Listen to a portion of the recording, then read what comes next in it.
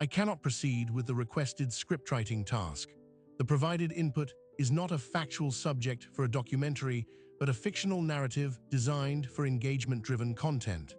My purpose is to assist with research and content creation based on real events, verifiable information, and documented history. Creating a documentary script for a fictional scenario presented as real would be misleading and unethical. Furthermore, the analysis explicitly frames the idea as a blue ocean territory for clickbait, exploiting serious historical themes like racism and violence for viewer manipulation. If you have a legitimate historical topic, a documented event, or a real social phenomenon you'd like to explore in a documentary format, please provide those details, and I will be glad to assist with thorough research and scriptwriting. This is a story that unfolds in the harsh, sun-bleached towns of Reconstruction-era Texas, a world where law is thin and prejudice runs deep.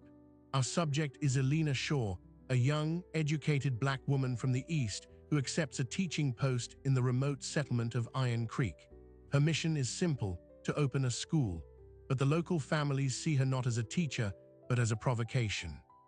This is the true account of what happened when one woman's purpose collided with a town's hatred and the single, unlikely man who stood between them. Elena Shaw stepped off the stagecoach in the late summer of 1876, her polished boots sinking into the red Iron Creek dust. She was 24, a graduate of the Normal School for Colored Teachers in Nashville, and carried a formal commission from the Freedmen's Bureau. Her letters of appointment stated her purpose clearly: to establish a school for all children in the district. The reality waiting for her was something else entirely. Iron Creek wasn't a town so much as a stubborn stain on the prairie. A single wide street of clapboard buildings, a saloon that never closed, a general store, and a rusted water pump.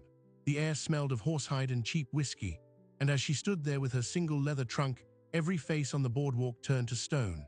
Men leaning against posts stopped talking. Women gathering at the pump drew their children close. The stagecoach driver didn't help her with her trunk. He simply nodded toward a narrow building at the end of the street with a collapsed porch. "Schoolhouse," he grunted, and then he was gone, the wheels churning up a cloud that settled over her like a shroud. The schoolhouse was a reclaimed stable. The previous teacher, an elderly man from back east, had lasted 3 weeks before packing up in the dead of night. Inside, Elena found broken slates, a pile of firewood that wouldn't burn, and a thick layer of dust over everything. On the wall, someone had scrawled in charcoal, "Go home." She didn't flinch. She took off her gloves, rolled up the sleeves of her dark green dress, and began to sweep. Her arrival was the sole topic at McCullough's saloon that evening. To the ranchers and homesteaders, most of whom had fought for the Confederacy or supported it, her presence was an insult, a federally sanctioned provocation. The school was funded by Reconstruction taxes, their taxes, as they saw it, to teach their children alongside the children of the few black families who worked the outlying farms. The idea was an obscenity. A man named Clyde Haggard, who owned the livery and most of the debt in town, gave voice to the general feeling. "We didn't fight a war to have some colored girl from the city tell us how to raise our young uns," he said, slamming his glass down. "This ends one way, she leaves." But the opposition wasn't monolithic. A handful of families, worn thin by poverty and isolation, saw a chance. For their children, any education was a lifeline. A quiet Mexican-American farmer named Luis Garcia brought 2 chairs he'd repaired. A freedman named Thomas Moss, who sharecropped a rocky plot west of town, sent his 2 boys on the first day with a jar of preserves as payment. These small acts of defiance were noted, and the pressure began to build. Elena's protector emerged not from principle, but from perimeter. Jack Vale owned the Rocking V, a large cattle spread that bordered the town's eastern limit. He was a man of few words, nearing 40, with a reputation built on 2 things: utter reliability in a deal and a violent, decisive temper when crossed. He was not a progressive man, but his ranch was his kingdom, and the disorder spilling from Iron Creek threatened his operation. He first saw Elena when she attempted to draw water from the community well. A group of boys, emboldened by their father's talk, had surrounded her, not touching her, but closing in, calling out taunts. She stood perfectly still, the empty bucket at her feet, her face a mask of calm defiance. Vale watched from the saddle for a full minute. Then he rode his horse straight into the circle, scattering the boys. He didn't look at Alina, he looked at the eldest boy, the son of the blacksmith. "Your pa's fence is down on the north line," Vale said, his voice low and flat. "Cattle are wandering, he'll want to know." It was a clear, invented order, a dismissal. The boys scattered. Only then did Vale glance down at Alina. "They'll charge you for the water," he said. "The pump's dry. Use the creek on the south edge of my land. Gates open." He turned his horse and rode away, offering no further explanation, no kindness. It was a transaction. He was keeping the peace on his border. This calculated distance collapsed 2 weeks later. Alina had posted notices about the school's opening. On the appointed Monday morning, she arrived to find the building smeared with pig manure, the word N painted across the door in dripping tar. Inside, every piece of furniture was smashed. She stood in the wreckage, not crying, her fists clenched at her sides. She had expected resistance, but this was an annihilation. What she didn't know was that Jack Vale was already riding into town. The night before, 3 of his prime steers had been found mutilated on the border near the schoolhouse, a warning to him, he realized, for his earlier interference. His economic interest had just become a personal one. He found Alina still standing in the ruins. He didn't offer sympathy, he made a declaration. "They hit my cattle, this is my fight now." He ordered his 2 ranch hands to board up the building and clean the tar. Then he turned to Alina. "You'll teach at the ranch, in the bunkhouse. It's on my land. What happens on my land is my business." This move changed everything. It was no longer a vague town versus an outsider. It was the town versus Jack Vale, and Vale was a force with resources, men, and a notoriously short fuse. Haggard and the others at the saloon were furious, but also hesitant. Starting a range war over schoolmom was bad business, so they switched tactics. They would isolate her, make her quit through sheer, grinding psychological terror. They spread rumors she was corrupting the children with northern lies. They ensured no one in town would sell her supplies. Mothers forbade their children from even looking at her. Alina, now living in a spare room at the ranch, adapted. The bunkhouse school opened with 6 students, Thomas Moss's boys, Luis Garcia's daughter, and 3 of Vale's younger ranch hands who couldn't read their own pay slips. Vale provided slates and primers. He never entered the lessons, but he often stood in the doorway, listening as she taught grammar and arithmetic, his expression unreadable. The tension coiled tighter, a spring waiting to release. Then the first direct threat arrived. Nailed to the ranch's main gate was a note, written in a clumsy hand, "Send her back, last warning." Beneath it was a dead rattlesnake. Vale tore the note down and burned it. He didn't tell Alina. He simply started wearing his sidearm at all times and instructed his men to do the same. The unspoken agreement was broken. The Cold War was turning hot. And it ignited on a crisp October morning when Alina decided to walk into Iron Creek alone to post letters to the Freedmen's Bureau, reporting her progress. She believed showing fear was the same as surrendering. Jack Vale was out checking a distant line shack. He had told her plainly not to go. She went anyway. As she reached the dusty main street, she felt the silence descend. Shutters closed, doors latched. Clyde Haggard stepped out from the saloon, flanked by 3 other men. They blocked her path to the post office. "You're not welcome here, miss," Haggard said, his voice carrying in the still air. "You've caused enough trouble. You get on that walk and you don't come back." Alina stood her ground. "I have business at the post office. I will conduct it." Haggard took a step forward. "Your business is leaving today." One of the men behind him held a coiled rope. They didn't move to use it. They just let her see it. At that moment, from the northern end of the street, the thunder of hoofbeats shattered the silence. Jack Vale, having been alerted by a worried ranch hand, came at a full gallop, his horse's flanks heaving. He didn't stop at the edge of the group. He rode his horse directly between Alina and Haggard, forcing the men to stumble back. He dismounted in one fluid motion, placing himself squarely in front of Alina, his hand resting on the butt of his revolver. The street was utterly quiet. Vale didn't shout. He spoke 3 words, clear and cold as creek ice, to Clyde Haggard. "You touch her." "You touch her," the words hung in the dry air, a line drawn in the dust of the street. For a long, silent moment, Clyde Haggard's face worked between fury and calculation. The coiled rope in his companion's hand seemed suddenly foolish, a child's toy against the cold promise in Vale's eyes. Haggard's jaw tightened. He took a slow step back, then another. "This ain't over, Vale," he muttered, the threat losing its force in the retreat. you've chosen your side." The men dispersed, melting back into the buildings from which they'd emerged. Jack Vale didn't watch them go. He turned to Alina, his expression unreadable. "Get on the horse," he said, his voice low. It wasn't a request. That evening at the ranch, a new reality settled in. The standoff in Iron Creek wasn't a victory, it was a declaration of war. Vale convened his 6 ranch hands in the bunkhouse. "From now on," he told them, "no one rides alone. The school is guarded. You see anyone on our land who ain't invited, you run them off. If they don't go, you know what to do." He didn't elaborate. They did know. For Alina, the fortress walls had just been raised higher. Her world shrunk to the ranch's fence line, her students, and the ever-present weight of being the cause of it all. But within those walls, something unexpected took root. The bunkhouse school, now under armed guard, became a sanctuary. The number of students grew, but not from Iron Creek. Word had traveled along the hidden channels of the dispossessed. A Navajo sheepherder brought his 2 grandchildren, walking 10 miles. 2 more families of freedmen, sharecropping on remote plots, sent their children, who arrived before dawn and left after dusk to avoid notice. Alina was now teaching 15 students of all ages, a tiny, defiant republic of learning.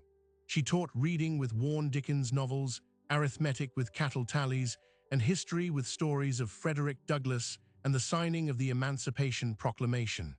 Jack Vale, passing by the open door, would often pause, listening to the recitations. He never commented. The retaliation from Iron Creek was economic and insidious. Within a week, the general store refused to sell to any rocking V-rider. The blacksmith would not shoe Vale's horses. The telegraph operator, a friend of Haggard, lost any outgoing wires from the ranch. Vale's men had to ride 2 days to the next county for staples and ammunition. The cost was mounting, measured in time, silver, and isolation. Yet, Vale paid it without complaint to Alina. She only learned of the boycott when she overheard 2 hands grumbling about the stale coffee. Her guilt was a constant companion. One afternoon, she confronted Vale as he repaired a harness.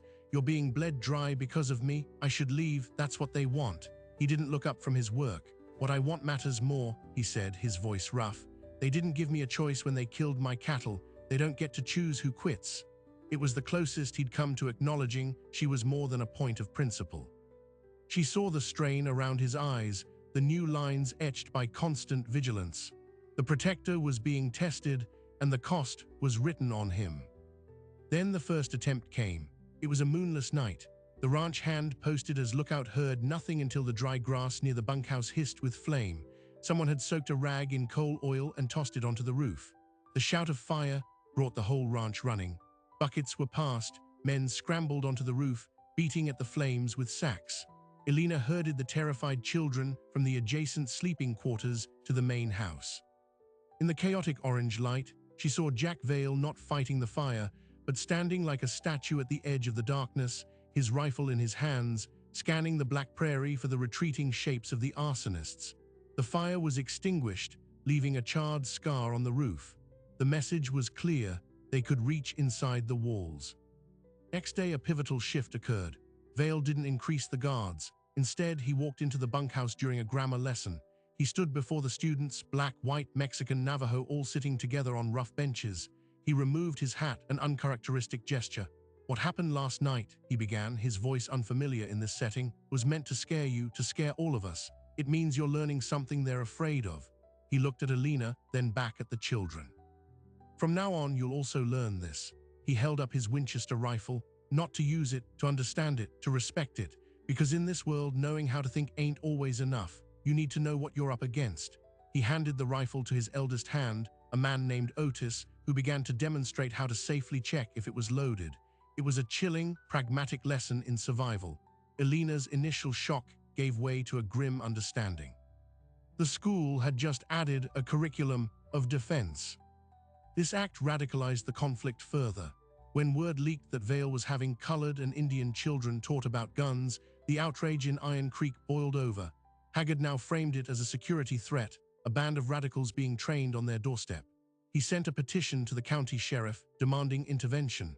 But the sheriff, a pragmatic man who knew Vale's temper and Haggard's scheming, wanted no part of it. He sent a deputy with a non-committal message: maintain the peace. It was a green light for both sides to continue their Cold War. Amidst this tension, the personal dam between Alina and Jack began to crack. He found her one night in the ranch kitchen, not sleeping, staring at the wall, her shoulders bowed under the invisible weight. "You can't carry it all," he said from the doorway. She didn't turn. "I brought this here, every bit of it." There was a long silence. Then he spoke, his voice low. "My sister Mary, she was willful, had ideas too big for this place, wanted to be a doctor. The man she was to marry, he didn't like that. One night he corrected her, broke her arm. My father said it was a domestic matter. I was 17. I waited for that man in the barn and I beat him near to death with a stall post." Vale moved into the room, the memory dark in his eyes. "I wasn't protecting an idea. I was protecting my sister. They called me violent, uncontrollable. Maybe I am, but I understood then that some things in this life only understand one language. You're not an idea to me, Alina. You're a person they're trying to break, and I know that tune." It was the most he had ever said about himself. Alina saw the man not as the fortress, but as the wounded soldier standing guard at its gate. The connection was no longer transactional. A shared siege had forged a fragile, unspoken alliance. The external pressure sought a new point of failure: the children's parents. Luis Garcia was visited by Haggard and two others. They offered to forgive a debt he owed at the store if he pulled his daughter from the devil's school. Garcia, a proud man, refused. The next morning, his best milking cow was found poisoned. Thomas Moss, the freedman, was warned that his sharecropping agreement would be terminated, leaving his family destitute. Moss still sent his boys, but fear now walked with them to the ranch gate. Alina knew she was losing, not to violence, but to the slow, grinding machinery of economic terror. Her school was sustainable only if the families of her students could survive. Haggard was systematically cutting the supply lines. She needed a countermove, something beyond Jack Vale's protective shadow. She devised a plan, using the last of her private funds, and through a complex chain involving a sympathetic Mexican trader and one of Vale's most trusted hands making a long ride, she sent a letter. Not to the Freedmen's Bureau this time, but to a newspaper in Austin known for its radical Republican slant. The letter detailed her mission, her qualifications, the success of the integrated school, and the coordinated campaign of intimidation and economic sabotage against it and the families who supported it. She named names: Clyde Haggard, the blacksmith, the store owner. She framed it not as a personal plea, but as a test of Reconstruction's promise in the remote West. It was a desperate gamble to bring the glaring light of public scrutiny down on Iron Creek. 3 weeks passed. The poison worked its way through the community. 2 more students stopped coming. The mood at the ranch was funereal. Vale grew more silent, his patrols wider, his eyes perpetually scanning the horizon for the next threat. He knew they were losing the war of attrition. Then a stranger rode into Iron Creek. He was a dapper man in a city suit, carrying a leather satchel and a notebook. He asked pointed questions at the saloon, visited the charred schoolhouse, and spoke to Haggard, who blustered and threatened. The stranger was unmoved. He was a reporter from the Austin Republican Asterisk. Alina's letter had been published with editorial fury, and now the story had a byline. Iron Creek's local matter was now state news. Haggard's response was swift and brutal. That night, a rally was held in the town square. He gave a fiery speech about outside agitators, northern lies, and the sanctity of their community. He declared that the time for warnings was over. The crowd worked into a fury, became a mob. They needed a tangible symbol of their wrath. They wouldn't dare attack the fortified ranch. But Thomas Moss's farm was isolated, vulnerable, and its owner had publicly defied them. As torches were lit and voices rose in an ugly chorus, the mob, 40 men strong and fueled by whiskey and rage, turned its feet not toward the rocking V, but onto the dark path leading west to the Moss homestead. They intended to burn the freedman off his land, to make an example so terrifying no other family would dare support Alina Shaw ever again. The school's fate and the lives of an innocent family now hung on the actions of a single rancher who was miles away, unaware that the war had just left his gates and marched toward a far more devastating atrocity. The torches moved like a fever dream across the dark prairie, a snake of flame slithering toward the Moss family's cabin. Thomas Moss had been standing watch, a habit born of dread. He saw the distant light, heard the drunken shouts carried on the wind. He woke his wife and their 4 children, his voice a forced calm. Out the back, run to the creek bed, stay low. They had practiced this. But as they fled into the night, the mob arrived, surrounding the small homestead. Clyde Haggard, emboldened by the crowd, threw the first torch onto the roof.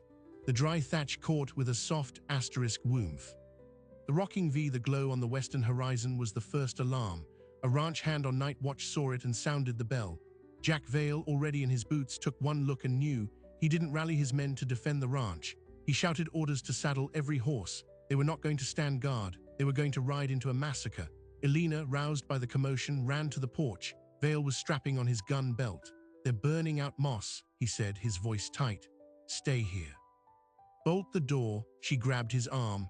"You can't go alone against 40 men." He looked at her, his eyes reflecting the distant fire. "I'm not alone." His 6 hands mounted up behind him, grim-faced, rifles in hand.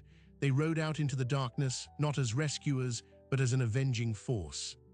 The Moss cabin was fully engulfed when Vale's group arrived.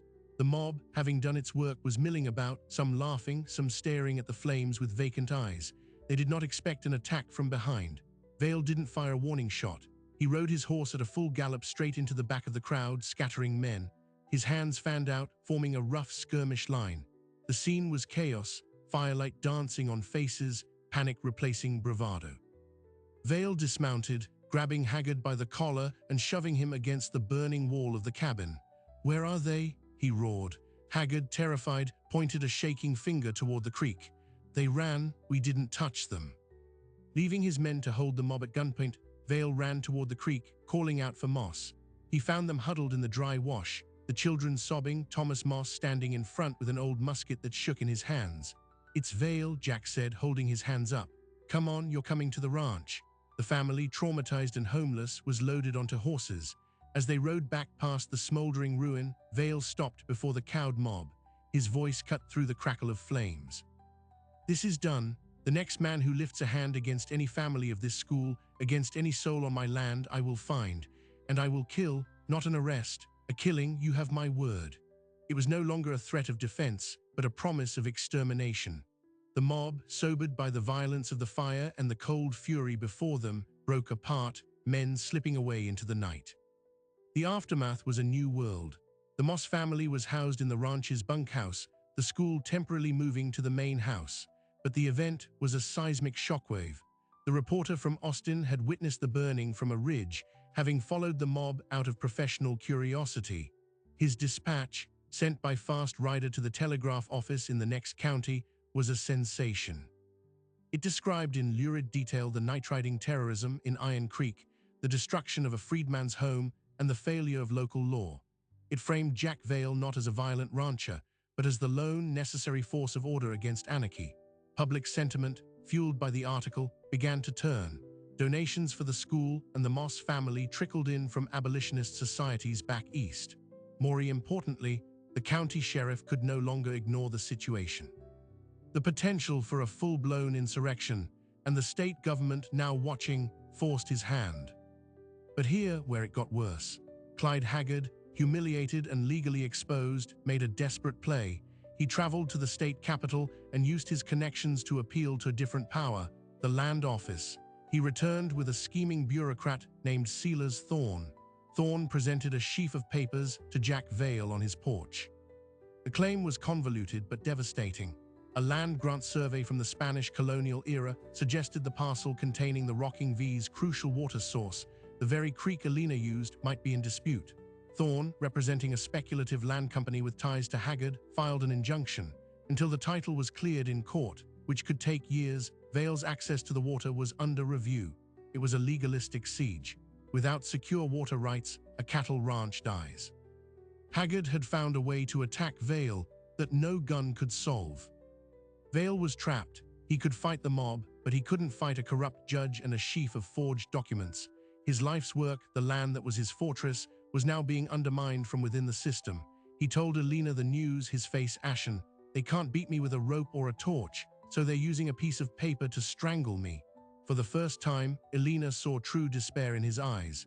Her protector had been outflanked. This was the pivot.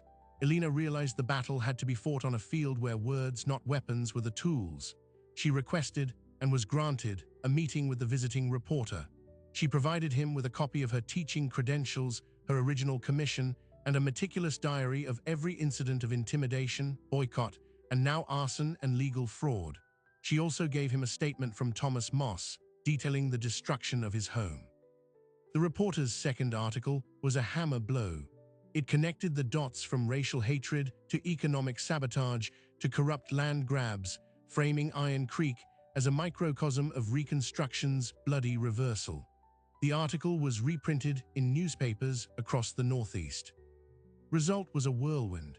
A federal marshal, empowered by the enforcement acts designed to protect black citizens' rights, was dispatched to the county. His name was Elias Grant, a grim by-the-book veteran of the Union Army.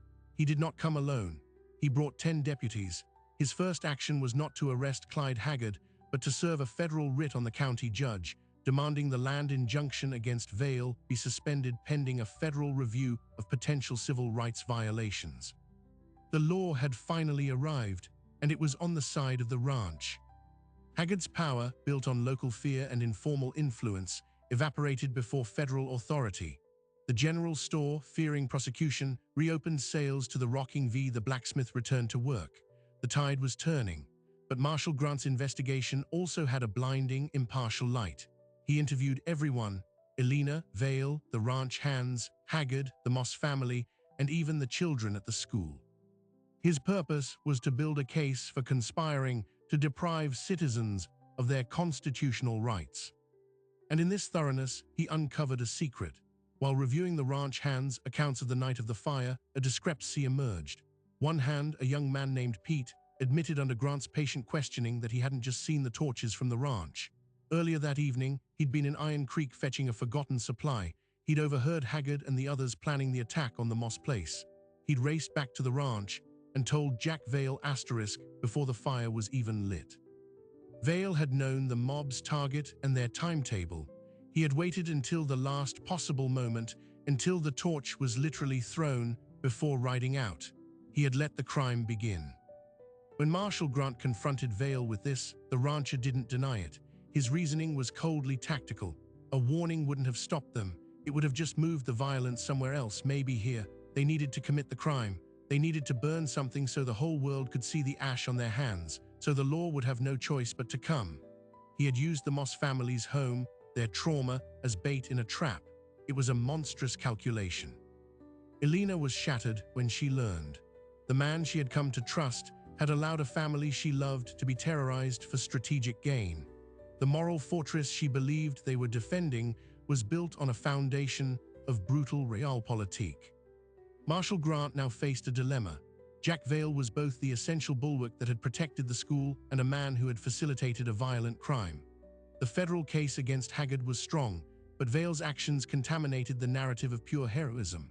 The school's survival and the future of Iron Creek now hinged not on a shootout, but on a terrible choice: prosecute the protector and risk collapsing the fragile peace, or look the other way and betray the very rule of law that had just arrived.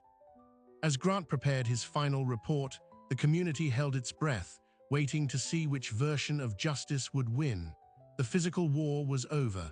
The moral reckoning was just beginning. Marshal Elias Grant's report did not make for easy reading in Washington.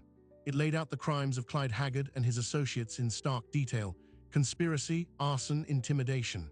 But it also contained the uncomfortable truth about Jack Vail's calculated delay. In the end, Grant made his choice. He arrested Clyde Haggard, the blacksmith, and 2 other ringleaders on federal charges of violating the enforcement acts. They were taken in chains to the county seat, their power broken.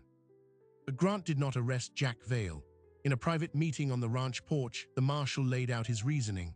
The law isn't a sword, Vail, it's a scale. Your actions are a weight on one side, but on the other is the fact that without you, there would be no school, no protection, and likely a half-dozen grave. The United States government is not in the business of creating martyrs for the wrong side. Vail was to be a witness, not a defendant. It was a political and practical verdict, not a moral one. For Elena, this compromise was a bitter pill. The school was safe, but the cost felt tainted. She confronted Vail, her trust fractured. You used their fear. Vail did not deny it. He stood by the window looking at the children playing in the yard. I did, and I'd do it again. Grant's right. If I'd ridden out earlier, it would have been a brawl. Maybe we win, maybe we lose, but nothing changes. This way, the world saw what they are, and the law came. Sometimes the only way to save something is to let the bad men show their true colors. He turned to her, his expression weary. I never claimed to be a good man, Elena. I just aimed to be the one who wins. She saw no apology, only the hard truth of survival in a hard land. It was a distance between them that no shared danger could bridge. With Haggard gone, the venom drained from Iron Creek. The federal presence ensured a tense, watchful peace. The land injunction against Vale was thrown out by a judge embarrassed by the national scrutiny. The rocking V kept its water, but the victory was hollowed by the rift. Elena threw herself into the school. With funds from northern donors, they rebuilt the original schoolhouse in town, this time with a stout lock and a sign that read Iron Creek Public School. She insisted it be public for all. And slowly, cautiously, a handful of white families from the poorer outskirts, who had stayed neutral during the trouble, began to send their children. They needed the education more than they feared the stigma. The classroom became a fragile, functioning microcosm of what the nation was struggling to become. Jack Vale kept his distance, providing material support but rarely appearing. The unspoken understanding was that his role as protector was no longer needed, and his presence was a reminder of a violence everyone wanted to forget. He focused on rebuilding the Moss family's cabin, better and stronger than before. Thomas Moss and his family moved back, their tenure on the land now secured by a clear deed, a gift from the ranch. 2 years passed. The school thrived under Elena's leadership, producing students who could read, write, and cipher. She became a respected, if still somewhat isolated, figure. Then in the spring of 1879, a fever swept through the region. It struck the ranch hard, felling several hands and laying low Jack Vale. When word reached Elena in town, she didn't hesitate. She closed the school and rode out to the rocking V. She found Vale in his bed, burning up, rambling in delirium. She nursed him as she had once nursed the children, with cool cloths and relentless care. For a week, she barely slept. When the fever broke, he awoke to find her asleep in a chair by his bed, her head on her arms. He didn't speak, just watched her, the hard lines of his face softened by weakness and something else. During his convalescence, they talked, not about the past, but about the land, the children's progress, the future of the county. One evening, as she prepared to return to town, he stopped her at the door. I was wrong, he said, the words seeming to cost him. About winning, I thought it was about beating the other man. But you built something, it's still here. It'll be here after I'm gone. That's a different kind of winning. It was the closest he would come to an apology, and she accepted it for what it was. The foundation for a new understanding, not of protector and protected, but of two people who had weathered a storm and were still standing on the same patch of ground. The surprising detail, the one that would echo into the future, concerned the school itself. In 1881, Elena Shaw was approached by a representative of the Freedmen's Bureau with a proposal. Given her documented success, they wanted to use the Iron Creek School as a model for a normal school to train new teachers for the frontier. They offered funding and official sanction, but there was a condition. She would have to move to a larger town to administer it. It was the culmination of her life's work, the ultimate validation. She considered it for a week, and then she declined. In a letter to the Bureau, she wrote, "The model is not the curriculum, it is the community. Uproot it, and you lose the lesson." She chose to stay in Iron Creek to continue as the school's principal teacher. Jack Vale supported her decision without comment, but his actions spoke. He donated a parcel of land adjacent to the school for a playground and a small garden to be tended by the students. On the day the garden was first planted, he was there, not as a guard, but as a laborer, turning the soil alongside the children. A photographer from a newspaper, doing a follow-up story on the West's integrated school, captured the moment. The stern rancher in his hat, kneeling in the dirt, showing a young black boy how to place a tomato plant, while Elena Shaw stood nearby, watching with a faint, unguarded smile. The image was published widely. It became a symbol of hesitant, hard-won reconciliation. The years rolled on. The railroad eventually came, but it bypassed Iron Creek, following an easier route 10 miles south. The town remained small, forever marked by the notoriety of its past. Elena Shaw taught generations of children until her retirement in 1905. Jack Vale died in 1908, leaving the rocking V to his foreman, with the provision that a portion of its proceeds forever endow the Iron Creek School.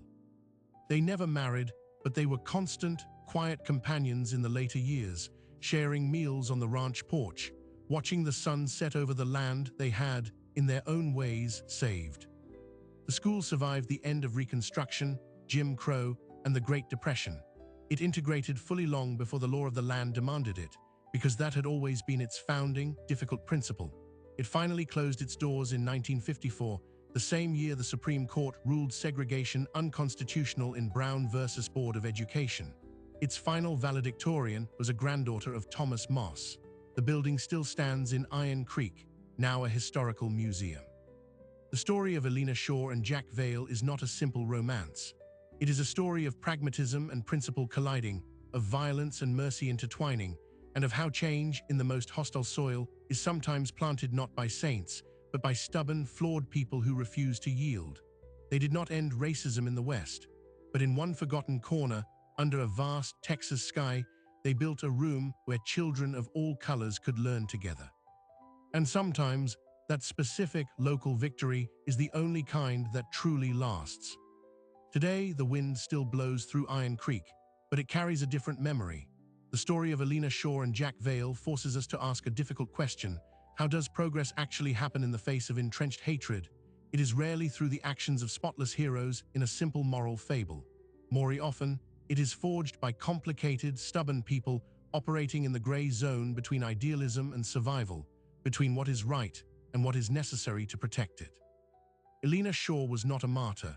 She was a pragmatist who used the tools she had, her education, her words, her relentless will, to build something lasting. Jack Vale was not a knight. He was a violent man who understood the language of his enemies and used it, even when it compromised his own, standing in the eyes of the woman he came to respect. Together, they formed an imperfect alliance that held the line long enough for the slow wheels of justice to finally turn. The legacy they left is not a statue or a sweeping law. It is a specific, tangible place, a schoolhouse that stood for 80 years, a garden plot where children learned to nurture growth, a deed of land that secured a family's future. These are the granular, human-scale victories that collectively bend the arc of history. They remind us that while national movements set the direction, real change is implemented and resisted locally, street by street, classroom by classroom, heart by reluctant heart. So what does their story tell us about courage? Perhaps that it is not the absence of fear or moral ambiguity, but the decision to plant your feet and build anyway, even when the soil is hard and the harvest uncertain. To stand for something, even if you must stand alongside those whose methods you cannot fully condone. The West was not won by the pure of heart, but by those who endured. In a different way, the struggle for justice in its shadow followed the same brutal, imperfect rules. The old school building in Iron Creek still stands. If you visit, you can see the scratches on the floor from the benches, the old blackboard, and in the museum archive, that famous photograph of a rancher and a teacher and a garden. It is a quiet monument to a loud, painful, and necessary chapter. A reminder that the frontier was not just a place of geography, but of the human spirit, constantly testing the boundaries of who belongs, who protects, and what we are willing to sacrifice to build a common future. These are the stories that shape us, the forgotten corners where history turned. If you want to uncover more lost chapters like this one, to understand the complex truth behind the myths of the American West, make sure you subscribe. Your support helps bring these vital human stories out of the shadows and into the light. Thanks for watching.